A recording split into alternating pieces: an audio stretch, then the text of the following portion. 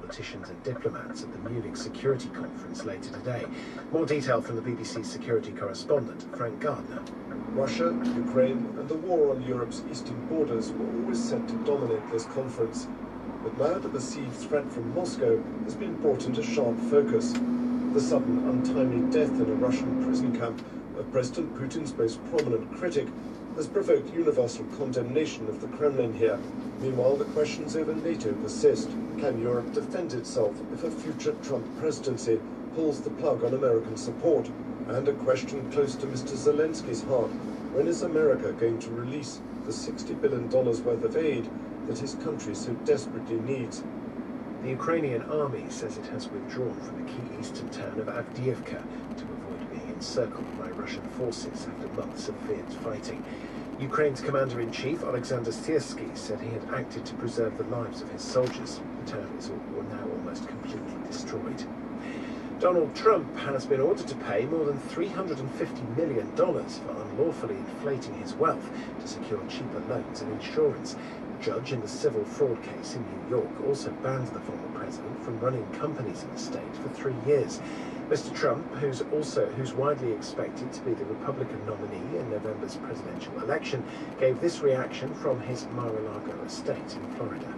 A crooked New York State judge just ruled that I have to pay a fine of $355 million for having built a perfect company. Great cash, great buildings, great everything. It affects New York. It's mostly talking about New York, where we have a totally corrupt attorney general. She campaigned on the fact that I will get Trump, I will get Trump. Everybody's seen it. Letitia James, they've all seen it. Well, we'll be appealing. The judge said his decisions were necessary to protect the integrity of the marketplace. World News from the BBC. Tens of thousands of Hungarians have joined the largest rally against the government for years in the capital Budapest after a paedophile scandal led to the resignation of the president. Katalin Novak is an ally of the Prime Minister Viktor Orban. Protesters packed the historic Heroes Square in solidarity with abuse victims. African heads of state are gathering in the Ethiopian capital Addis Ababa for an annual summit as the continent continues to grapple with wars, insecurity and the effects of climate change. Kalkidan Yebel-Tal reports. From Sudan and Senegal to the Sahel region, instability and political tensions have beset parts of the continent as the African Union kicks off its annual summit. Contrary to the glamour and pomp that accompanies the gathering of the continent's leaders, Africa remains challenged by poverty and climate shocks. Nearly 2 months after last year's summit, Sudan plunged into a deadly conflict. One issue that's likely to be on the agenda is the war in Gaza. In recent months, the African Union has been vocal in condemning Israel, but member states are divided in their responses.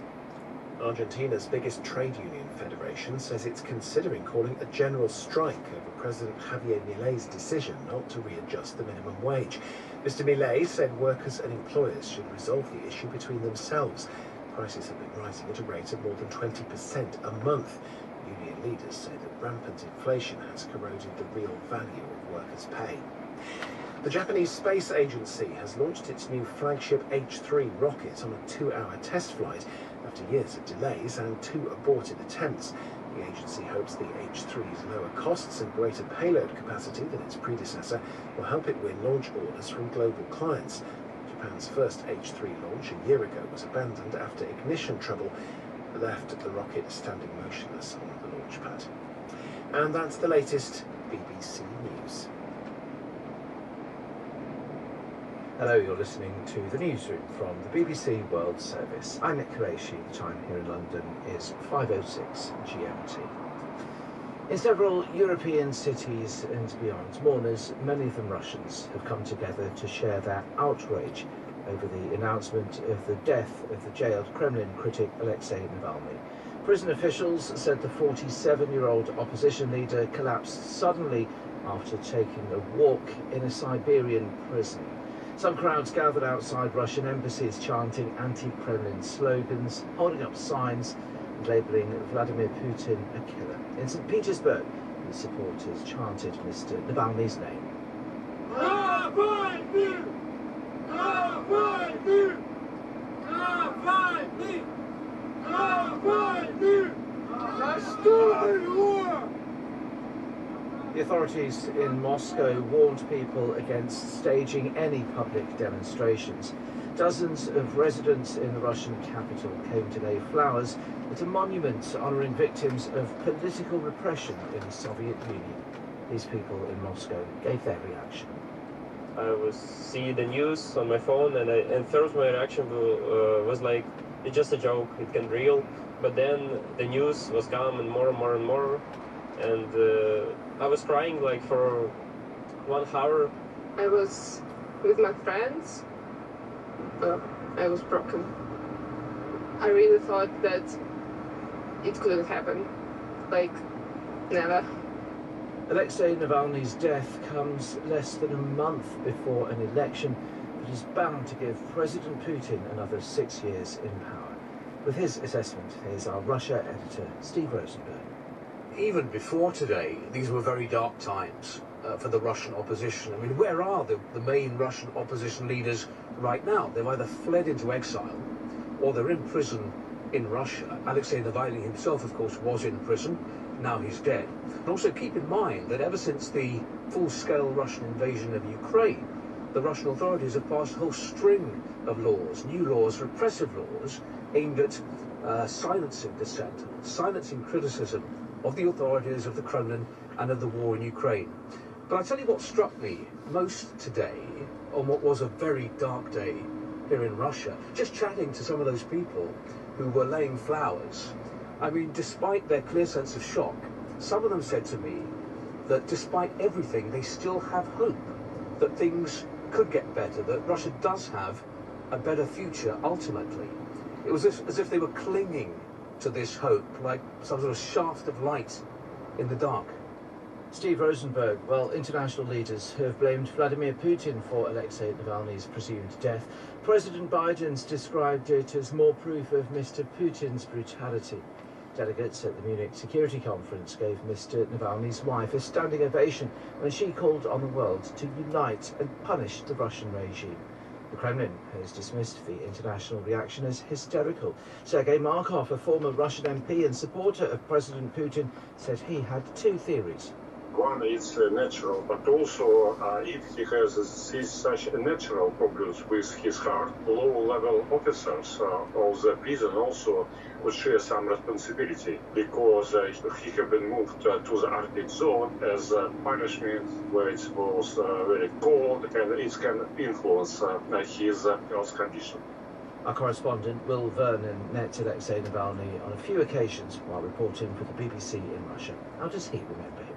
Well, Alexei Navalny was a very engaging person. He was an excellent public speaker. You know, when he spoke, you wanted to listen. His speeches would be kind of peppered with catchy phrases and jokes.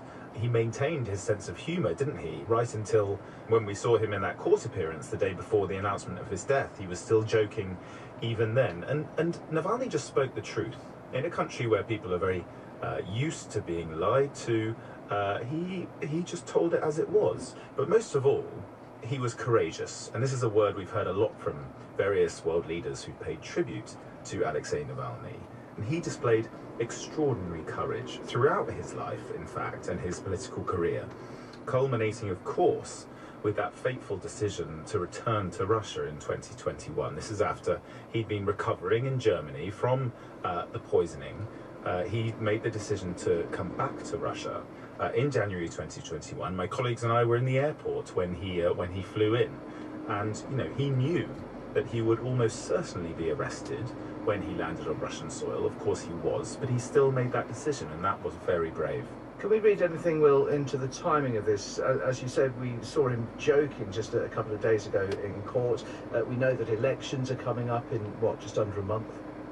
Yeah, I mean, we don't know the details of what really happened to Alexei Navalny. We may never know. But if this was done intentionally now, then it could be seen, I think, as a message, perhaps, to any potential opponents or critics of President Putin ahead of those highly stage-managed and predetermined presidential elections, that this is what will happen to you if you oppose the Kremlin. But if this was some sort of accident, or it happened as it said in the statement, where he just fell ill, then I think it's exactly the kind of unexpected event the Kremlin will be dreading ahead of the presidential elections. They will want to make sure that everything passes off without a hitch, without any kind of surprises, because that's how you run a stage-managed election.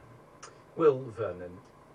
Time now 5:12 GMT. Next on the newsroom, Donald Trump's legal bills are adding up rather quickly. Less than a month after he was ordered to pay $83 million in a defamation case, a New York judge has ordered him to pay more than $350 million over fraud allegations. The former president, along with his two sons, Donald Jr. and Eric, had been found guilty of massively inflating the value of their properties to get more favourable bank loans.